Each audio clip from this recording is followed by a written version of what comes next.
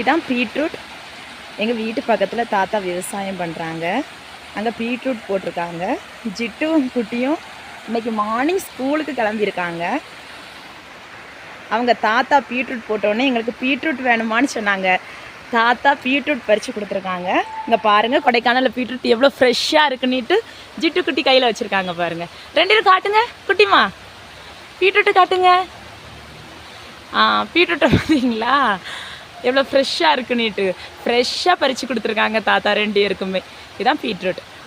ஜிட்டு குட்டிமா கொண்டு வாங்க, வீட்டுக்கு வாங்க, ஸ்கூலுக்கு போக லேட் ஆகிட்டு. கம் வீட்டுக்கு கொண்டு போங்க, போகலாம். வாங்க வாங்க வாங்க வாங்க, ஸ்கூலுக்கு போன லேட் ஆகிட்டு. ஜிட்டுவும் குட்டியும் ஸ்கூலுக்கு போவதுக்காக வராங்க பீட்ரூட் கொண்டுட்டு. லேட் ஆகிட்டு ஸ்கூலுக்கு. வாங்க போகலாம்.